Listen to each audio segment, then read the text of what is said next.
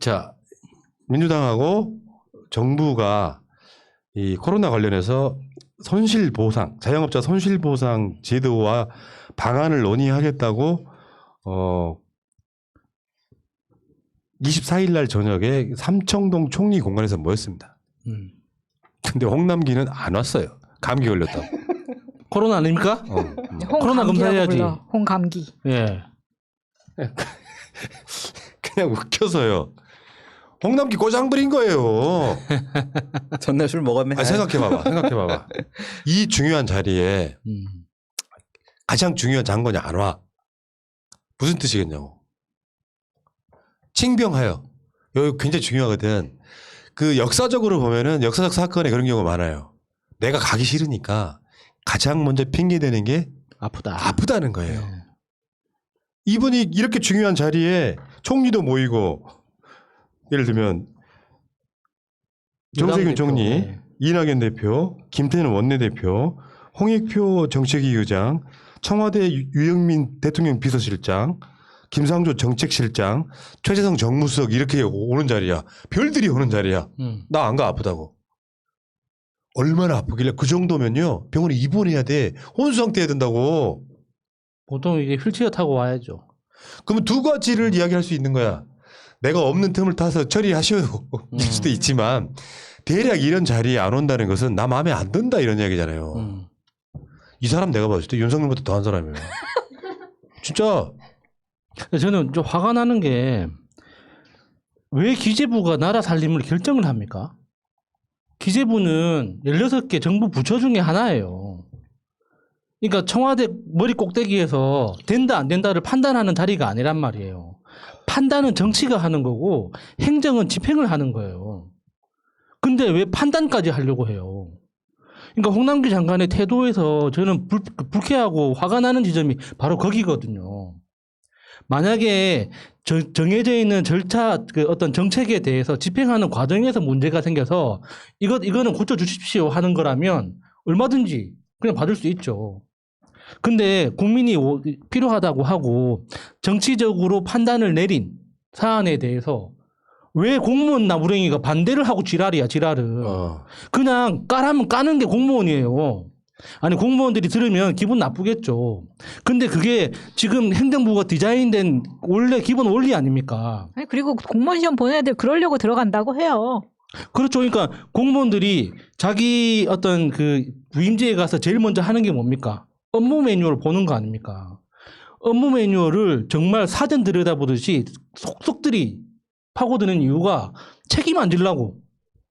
내가 이 과정에서 내가 그 민원인하고 만나서 업무를 처리하는 과정에서 내가 책임지지 않기 위해서 그 매뉴얼을 그렇게 속속들이 들여다보는 거 아닙니까?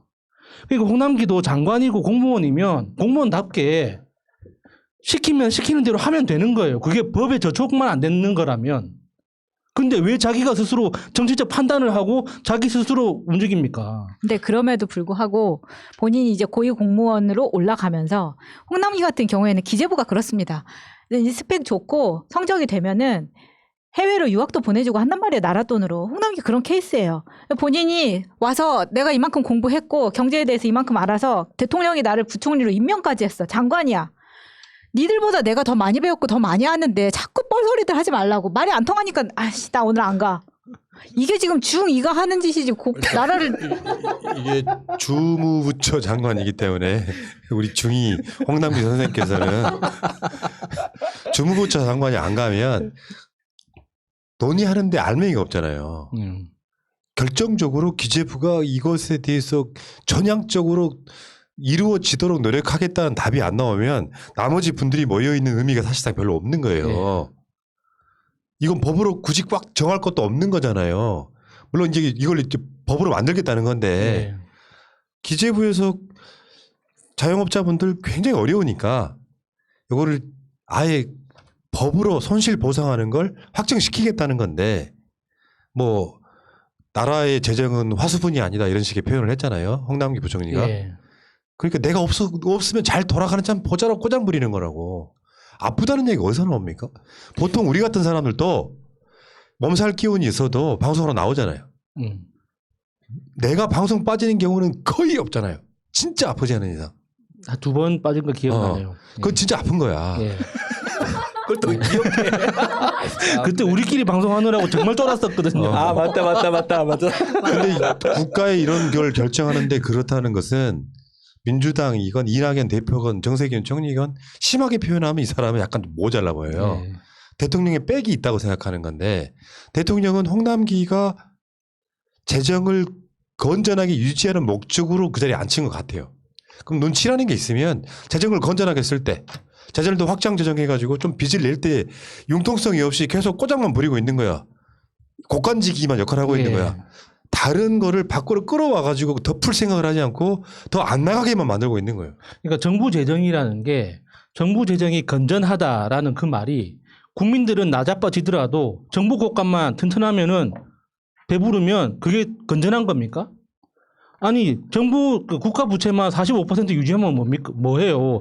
국민들이 지고 있는 빚이 100% 150%인데. 그러니까 이게 홍남기 장관이 가지고 있는 이 기본적인 마인드는 정말 저 공무원 구급 이게 비하하는 것 같다. 정말 이렇게 말단 공무원들 있잖아요. 내가 여기에서 인사고과를 잘 받아야지. 지금 내 업무 매뉴얼에 충실해서 나한테 그러니까 마이너스 될 만한 사안이 안 생기도록 하는 거. 그러니까 점수를 더 받는 거는 욕심 부리지 않습니다, 보통. 왜냐면은 다 똑같은 그 시작하는 지점이 똑같기 때문에 마이너스만 안 나면 된다고 생각하거든요. 그러니까 굉장히 소극적으로 업무에 그 대하는 게 보통 일반 값, 평균 값이에요. 그러니까 그런 방식으로 재정을 바라보다 보니까 내 임기 내가 장관으로 있는 동안은 정부 부채가 더 늘어나면 안 돼. 여기에서 1%라도 더 올라가면은 나는 인사고과 까이는 거야. 이런 방식으로 바라보고 있으니까 예. 국민들한테 욕을 먹는 거예요. 그러니까요. 홍남기는 제가 좀 진짜 할 말이 많은데 그만 깔라 그랬는데. 아, 네? 계속 깔아. 계속 깔아. 깐도 또 까고 또 때리고 또 때리고 그래. 죽여버려. 이씨. 그런데 이게 사실 정부의 적자는 민간의 흑자고 민간의 적자는 정부의 흑자입니다. 빅이 빅입니다. 어느 한쪽이 적자를 지면 어느 한쪽이 흑자를 질 수밖에 없는 부분이에요.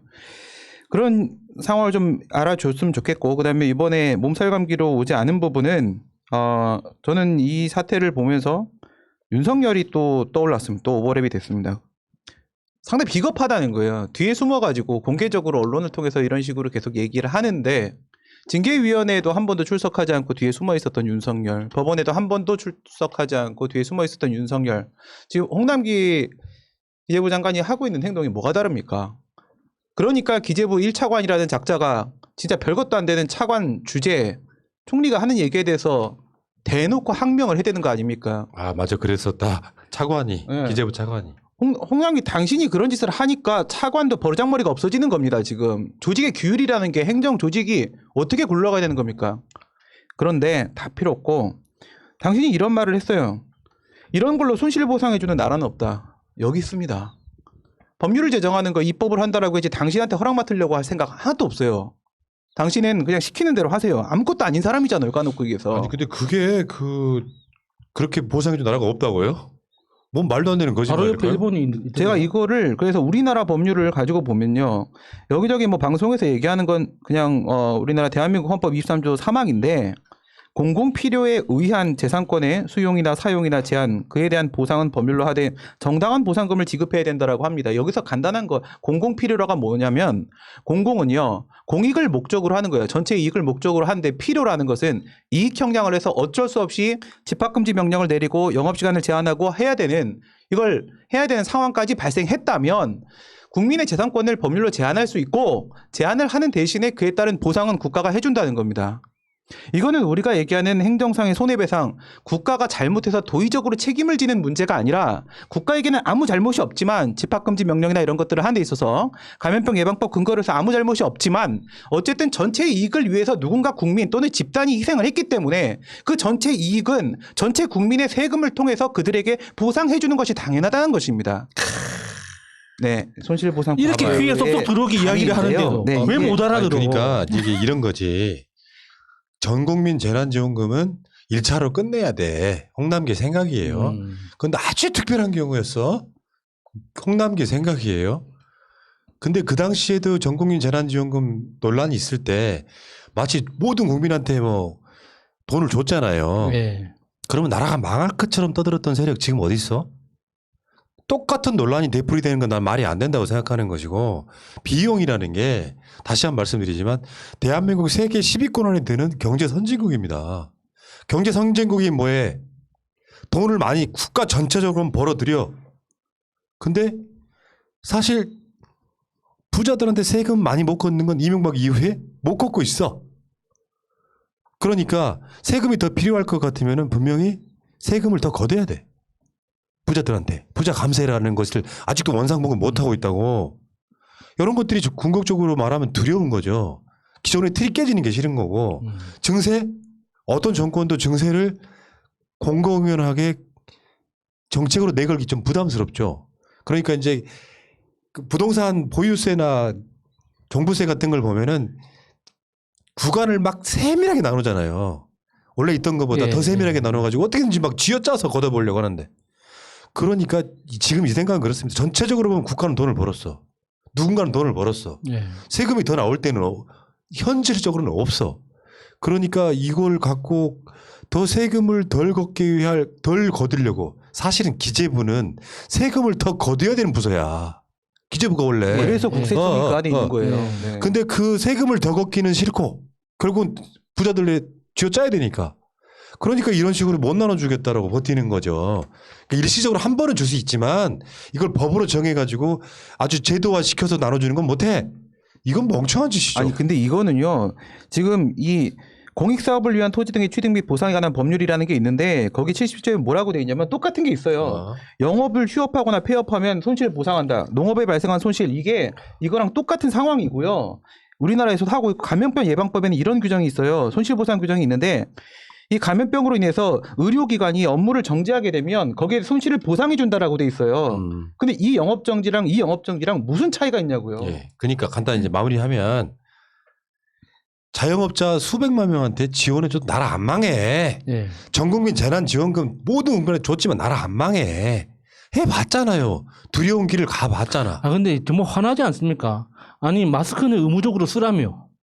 그래서 내 돈으로 마스크 돈 주고 사서 쓰고 다녀요. 그건 누가 보상해 줄 겁니까? 그거. 잠깐만. 근데 홍남기의 입장을 좀 생각을 잠깐 해보면 홍황만편에 또 펠럼 또 있는데.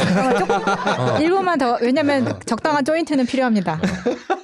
내가 그만둔다고 했는데 대통령이 나를 잡았어.